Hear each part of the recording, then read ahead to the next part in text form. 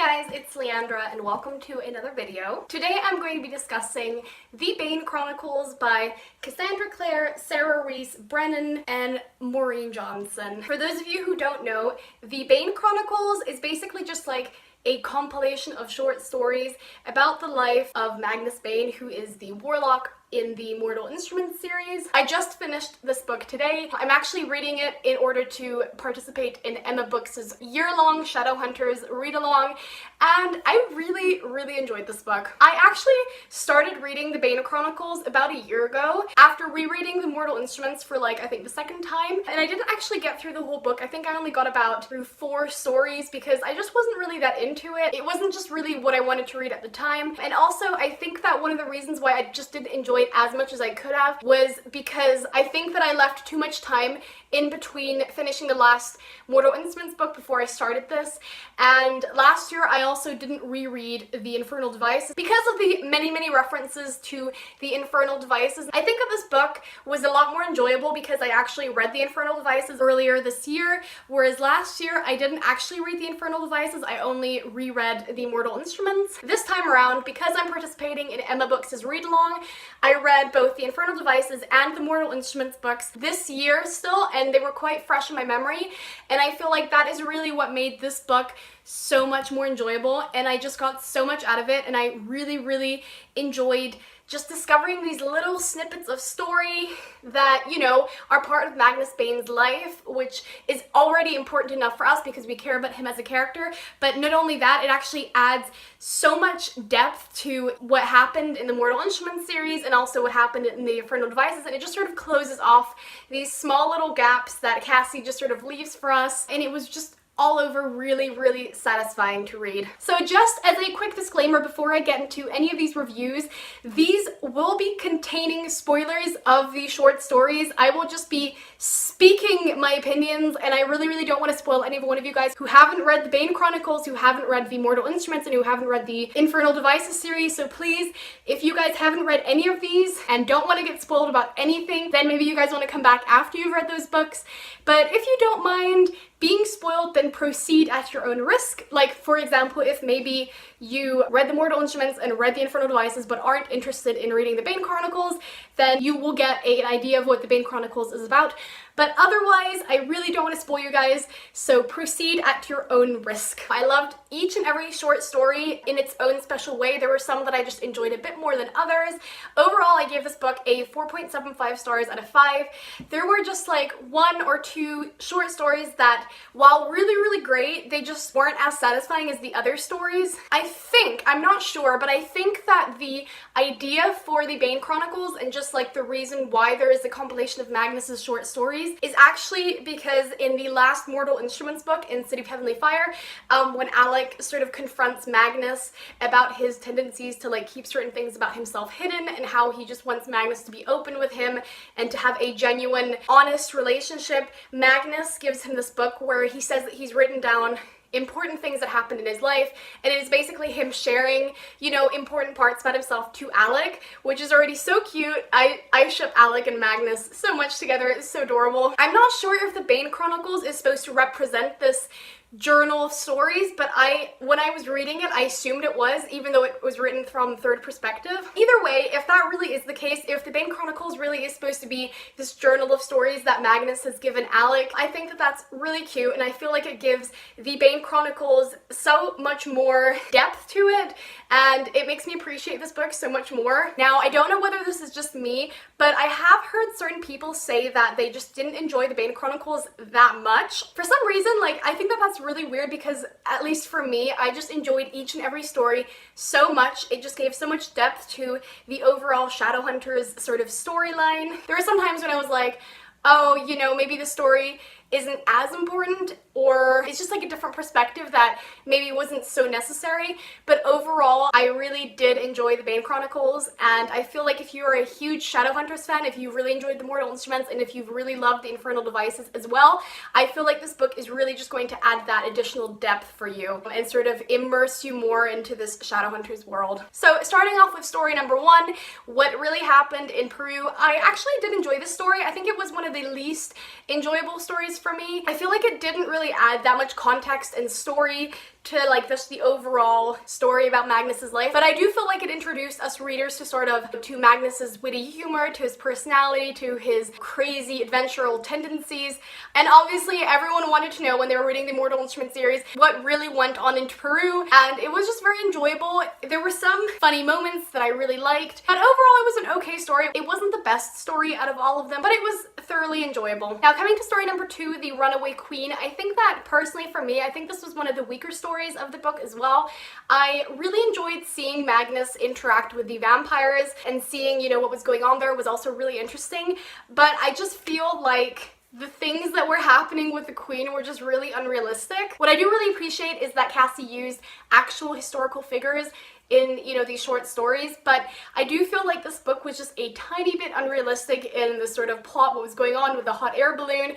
It was a bit crazy. Not that I, you know, don't trust Magnus to do all these kind of crazy things, but at least for me personally, it just felt a tad unrealistic and a bit over the top, and that's why I didn't enjoy the story as much. Coming to story number 3, Vampires, Scones, and Edmund Herondale. I absolutely loved this story. It was already so awesome seeing Edmund Herondale, who is basically the ancestor of Will Herondale from the Infernal Devices. My heart was just so broken when, you know, we find out that Edmund Herondale was, you know, going to marry a mortal girl, and he was basically, in the end, he was stripped of his ruins. It just really broke my heart. In the Infernal Devices, at least if I remember correctly, we do learn about this, you know, Will Herondale's dad and what happened to him, but it was just really sad to see it in action. Magnus sort of speaks about this by saying, you know, like Shadowhunters don't allow their people to truly love because they have to choose between being a Shadowhunter and loving those who they truly love if these people are mortal. And it was just really sad, you know, that kind of realization of how strict Shadowhunter laws are. Obviously, it was also really just sad, you know, that he had to be stripped of his runes. I think that one of the most interesting parts of this story was also seeing how the Downworlders were interacting with the Shadowhunters and sort of coming to terms, you know, which now we see as the Accords. It was really interesting seeing how the worlds sort of collided and their arguments and what they were discussing. It was really sad, obviously, to see the hatred and bigotry going on, but I also feel like it gave me some hope, because when reading this story and comparing that story to the events in the Mortal Instruments, you can already see like how much has changed. Shadowhunters are actually accepting Downworlders now, and just how much of a leap has been made. It also just gave me a lot more hope, you know, to hope that eventually, after what happens in the Mortal Instruments, they can even be more fully integrated and more accepted. So while it was obviously sad to see that, it also gave me hope for, you know, the fate of the Downworlders. Then comes the 4th story, The Midnight Heir. I actually felt this story was probably the most interesting because it tied in so much with what happened in the Infernal Devices. We learn that Tessa and Will have a son called James, who is basically extremely depressed, extremely self-hating, and we also find out that he has the ability to sort of transform himself into an actual shadow and disappear, which I think obviously is really, really interesting. It was so heartbreaking to see how this person, you know, who was born from these two absolutely loving, you know, happy individuals, turned out to be so miserable, and it was just really, really sad for me to see that. I also think that this probably will tie into the new series that is going to come out, which is obviously a sequel to the Infernal Devices, but it was just so sad. It actually like really broke my heart, and I definitely hope that that aspect of the story is going to be resolved in the sequel to the Infernal Devices, and I just really can't wait. And we also learn what happens to Tatiana Blackthorn, who is the sister to the 2 Lightwood brothers from the Infernal Devices, and it was also just really, truly sad to see what happened to her, because she also became very, very angry and bitter, and she's basically trying to take revenge on the Shadowhunters now. She has this girl that she adopted called Grace. James has basically fallen in love with Grace, and Magnus basically finds out that it is Tatiana's plot, I think, to, yeah, bring down the Shadowhunters, including probably James Herondale, by using Grace and her beauty and killing Shadowhunters in order to perform a black magic spell. This story was sort of unresolved because Magnus left Tatiana and he didn't warn James of Grace, and that really unsettled me because she is a danger. Like, It was just really terrifying to know that there is this kind of evil that is out there that is going to threaten Tess and Will. I am assuming that this is also going to be resolved in the sequel to the Infernal Devices. I actually forgot what the title is called. I just googled it. It is called The Last Hours. So basically, I hope that all of this is going to be resolved in the last hours. I actually think this is a reveal as to the antagonist, who I think might be Tatiana Blackthorne, and that is just really scary to think about because she was absolutely terrifying and chilling. And while I understand her pain and I understand why she turned into this kind of monstrous woman, I do think that she's absolutely evil and she has to be stopped at all costs, and it's just really interesting and intriguing to see how this will play out. Then the rise of the Hotel Dumort. It was an interesting story. I didn't 100%, to be honest, understand how it tied in with the Hotel Dumort, besides the fact that obviously the kind of showdown between Magnus and that warlock happened in that building. It was just really interesting to see what happened, but I also feel like it was like one of the weaker stories. I feel like it was a bit of a filler. It was interesting to see how this progression happened in Magnus's life because most of the stories are written in chronological order. I felt like the story was a bit weak, even though it was interesting, but yeah. Then the sixth story, Saving Raphael Santiago.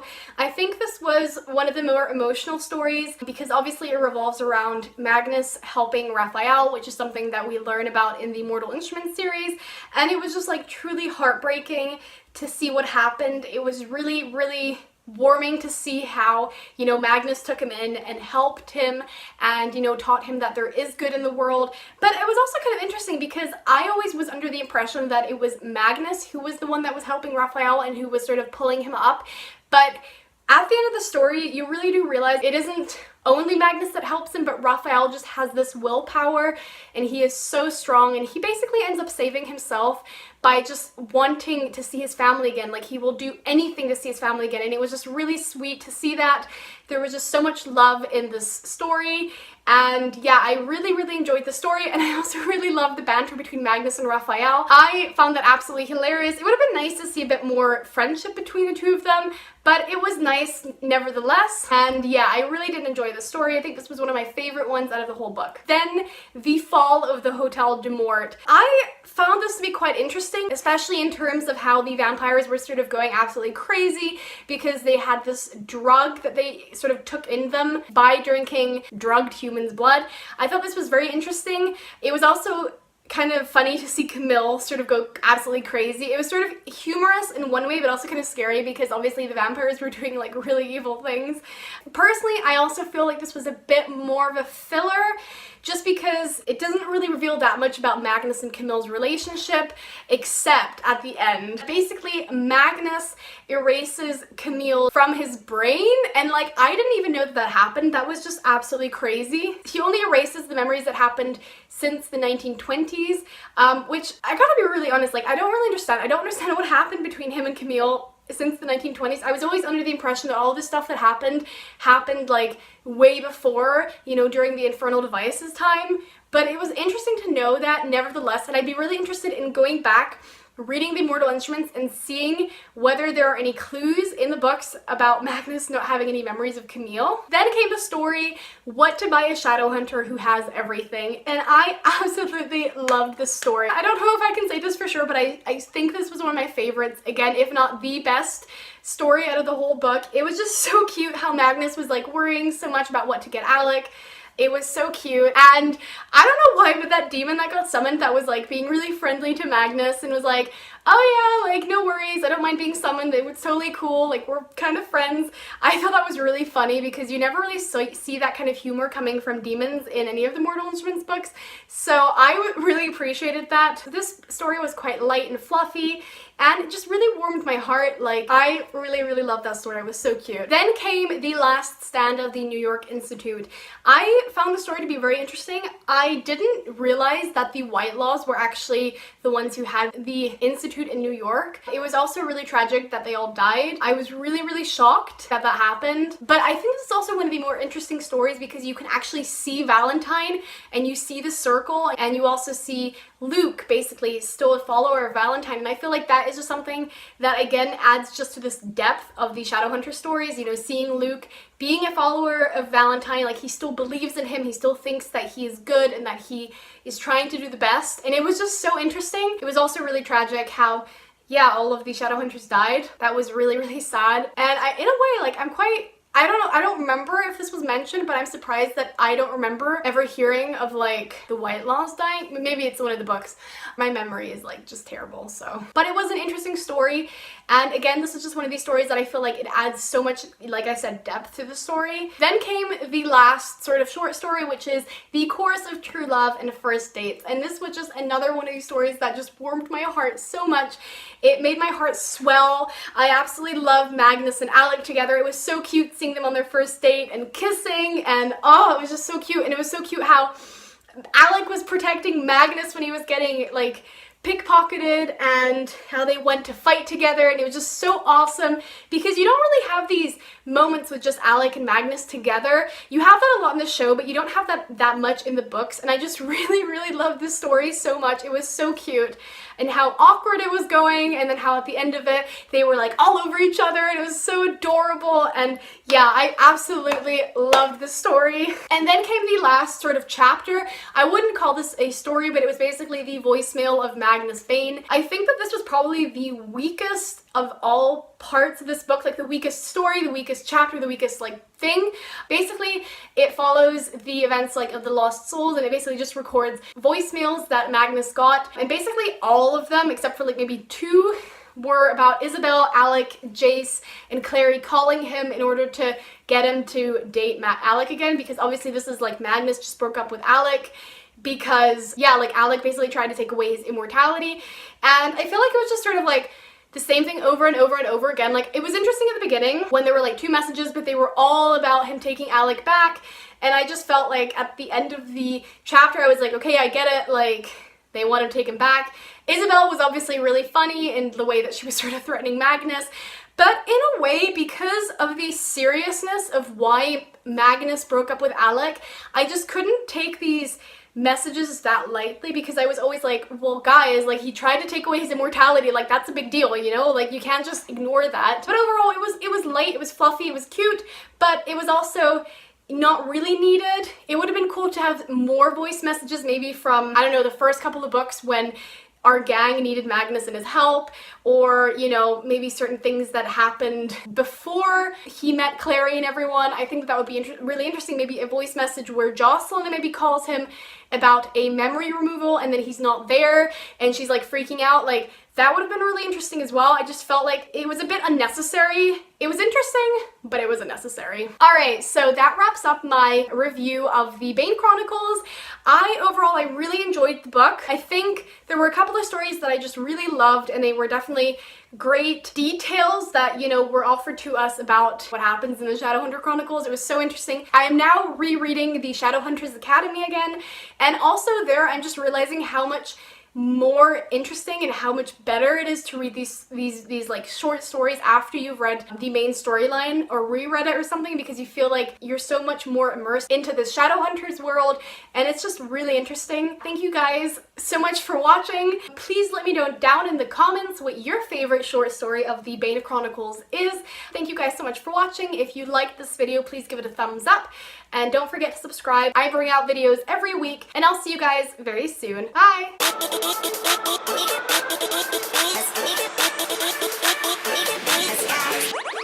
go.